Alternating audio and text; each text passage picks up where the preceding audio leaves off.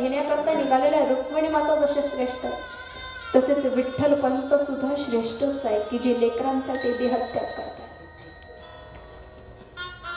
इतर उदाहरणांमध्ये मला माहित नाही महाराज, पण माझ्या जीवनातलं, स्वतःच्या जीवनातलं जिवंत उदाहरण की माझे अगदी जन्मदाते नसले तरी सुद्धा जे सासरे कैलासवासी बाबासाहेब तिकांडे, व्यक्ती जिवंत आहे तोपर्यंत महत्व कळत नाही असं नाही, पण गेल्यानंतर जेवढ्या प्रकर्षानं जाणवतं की माझ्या पहिल्याच कीर्तनामध्ये ज्यांनी स्वतः मला हार घातला होता, आमचे भारत महाराज, देवराम भाऊ सगळे होते. खरंच खूप आनंदाचा दिवस होता महाराज माझ्या जीवनात. ज्या व्यासपीठावरती उभी राहिली की त्या सासऱ्यांनी मला आज या व्यासपीठावरती उभं केलं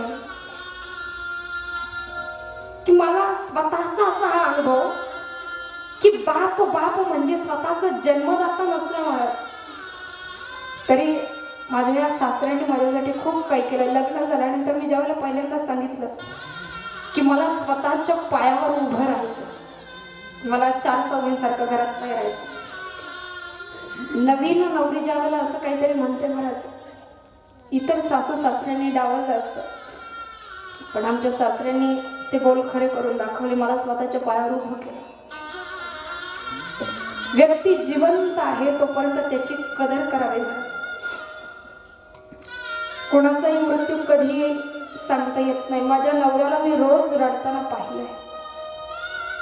ज्या ज्या वेळेला आमच्या घरामध्ये काहीतरी कार्यक्रम असतो, कारण गावामध्ये प्रत्येकालाच माहिती आहे, गावात जर काही कार्यक्रम असला जे स्वतः आवडीनं भाग घेणारे, स्वतः कार्यक्रम घेणारे, माहित नव्हतं महाराज की जाणार आहे. आणि आमचे महाराज ज्यावेळेला दुकानावरती थांबायचे, आमचे मोठे अण्णा प्रशांत ज्यावेळेला त्या मामांपाशी दवाखान्यामध्ये असायचे, आम्हाला कल्पनाच नव्हती की मामा एवढ्या लवकर जातो. त्या दिवशी सकाळी आम्ही कीर्तनाला गेलो आणि ज्यावेळेला आल्यानंतर दवाखान्यामध्ये लोणीला नेण्यात आलं. कधी वाटलं नाही महाराज की व्यक्ती आपल्या एवढ्या जवळ आहे ती आता निघून जाईल. आल्या जीवनामध्ये कोण कधी जाईल याचा भरोसाच नाही. म्हणून व्यक्ती जवळ आहे तोपर्यंत त्याची कदर करायला शिका. अशा त्या बापाविषयी बोलावं महाराज. आज वर्षभरापूर्वी युट्यूबवरती आमची जी बाप नावाची कविता आली, खरंच आनंद वाटतो. आज समाजामध्ये आईविषयी बोलणारे लोक भरपूर आहेत, पण बापाविषयी बोलावं असे फार थोडे लोक आहेत. अशा त्या आमच्या बापाचं वर्णन करणारी सुंदर अशी कविता की बाप कसा आहे. बाप स्वाभिमानी बाप कणखर कणा, त्याच्या काळजात सुद्धा लाजाळूची संवेदना, त्याची पहाडाची छाती, त्याचे हृदय गुलाब, त्याच्या घामाच्या थेंबा हिऱ्या मोत्याचा रुबाब.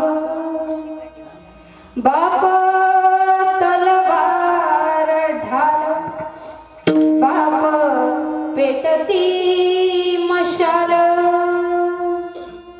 बाप जागतो म्हण घर झोपते खुशाल. उलाढाली करतो हा बाप फक्त घरासाठी, शिव्याशा स्वया जगाचे बापा घेतो सारे माथी. घर बायको न मुले यांना जगवण्यासाठी, घर बायको न मुले यांना जगवण्यासाठी, बाप होतो वेडा पिसा साठी बाप म्हणजे जणू की वाल्या कोळ्याची जमात बाप म्हणजे जणू की वाल्या कोळ्याची जमात ज्याच्या पापामध्ये नाही कोणी वाटेकरी होत बाप म्हणजे रे कसा जसा पाण्यातला मासा त्याच्या डोळ्यातला थेंब कुणा दिसणार कसा. आमच्या आईनं रडून मोकळं व्हावं म्हणायचं. आईनं रडून मोकळं व्हावं पण बाप सहसा रडत नाही.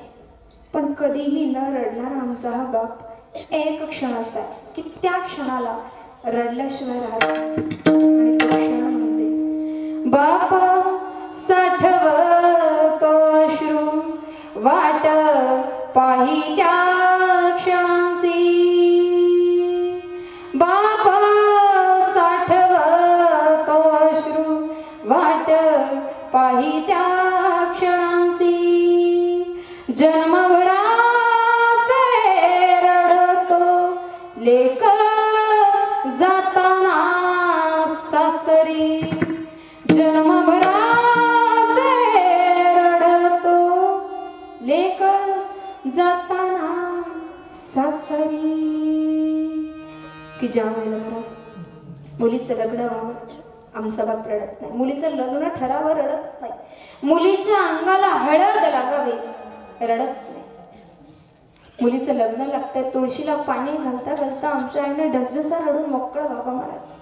माय घाली तुळशीला पाणी आठवीता बालपणाश्रू दाटले नयनी माया पाजरले डोळे ते पुसते पडरान.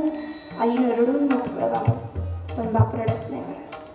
मुलीला वाटी लावायचं तिला सासरी धाडायचं महाराज. आणि हा कार्यक्रम असताना गावात जर काही कार्यक्रम असला तर लोकांना निरोप द्यावा लागतो. अगदी अंत्यविधी जरी असला तरी सांगावा धाडावा लागतो. पण हा कार्यक्रम असा इथे कुणाला बोलवावं लागत नाही कुणाला सांगावं लागत नाही. लोक आपोआप येतात.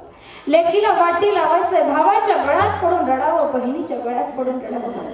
दादा रे खूप भांडलो पण आता लवकर भेटलं नाही रे. आईच्या गळ्यात पडावं आईला विचारावं आई अगं माझे बाबा कुठे आहेत ग. आईनं दाखवावं बाळा तुझा बाप तुझ्या सासरच्या मंडळींच्या पाया पडून विनवतोय माझ्या लेकीला सांभाळा. तिचं काही चुकलं तर पदरात घ्या म्हणणारा बाप तेव्हाही फारसा रडत नाही महाराज. लेकीला वाटी लावावं सासरी धाडावं सगळ्यांची सोय लावावी. आमच्या बापानं घरी यावं महाराज. खोलीमध्ये जावं उशीमध्ये तोंड खुपसावं ढसढसा आमच्या बापानं रडावं. वयाची 18, 20, 25 वर्षाच्या लेकीचा सांभाळ केला आज एका क्षणात परकी झाली. घरी आल्यानंतर माझ्याशी गोडगोड बोलणारी बाबा जेवलात का औषधं घेतलीत का प्रेमानं माईनं विचारपूस करणारे लेक महाराज. ज्या वेळेला रडणाऱ्या बापानं आमच्या या रडणाऱ्या बापानं या जगातनं जावं महाराज. काय वर्णन करा रडणाऱ्या बापानं या जगातनं जावं. कमीच खवाटी फाटलेलं सुई दोऱ्यानं शिवलेलं माझ्या बापाच्या धोत्राला साधं ठिगाळ जोडले आणि जतारा गावाची बाप तालुका जायचा उधार पाधार कापड पोराणायचा बाप मनात झुरायचा लग्न लेकीचं करीला बाप मनात झुरायचा लग्न लेकीचं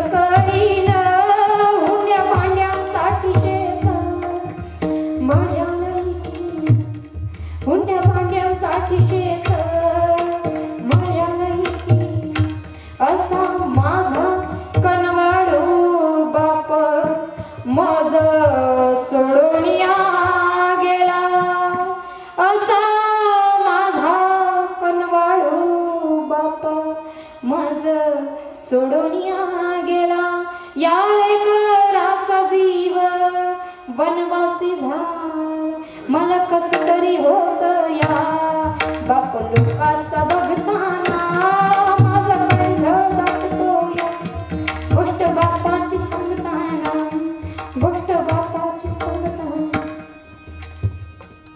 जेवढं सांगावं तेवढं थोडंच आहे. आपल्याजवळ वेळ कमी आहे म्हणून थोडक्यात सांगण्याचा प्रयत्न केला. पण बाप्पाविषयी ज्या वेळेला बोलावं महाराज की धन्य ते संसारी दयावंत जे अंतरी मनामध्ये अंतःकरण जे काठोकाठ दयेनं भरलेलं आहे असे संत या संसारामध्ये धन्य आहेत. की जे संत खोटं सांगत नाही, जे आम्हाला खरे उपदेश करतात, चांगलं सांगतात, जे देहावरती अनासक्त झालेले आहेत. नव्हे ज्या वेळेला संतांविषयी सांगावं महाराज, संतांची वाणी आम्हाला सांगितली आहे की मधुरा वाणी ओठी, की ज्यांची वाणी मुळातच मधुर आहे आणि ज्या संतांच्या अंतःकरणामध्ये एवढी जागा आहे की जे आमचे गुण आणि दोष आपल्या पोटात घेतात, आम्हाला जे भगवंताचं भजन करायला शिकवतात, असे असणारे संत. की कीर्तन ज्या निमित्ताने आहे की कीर्तन म्हणजे नुसतं कीर्तन नाही, नाम संकीर्तन तुम्ही आणि आम्ही म्हणून करायचं ते कीर्तन. म्हणून सोबत आलेले दोन्ही हात वर करा, दोन्ही हात वर करा पाठीमागं आणि एकदम मोठ्या प्रेमानं भगवंताचं भजन करा. विठोबा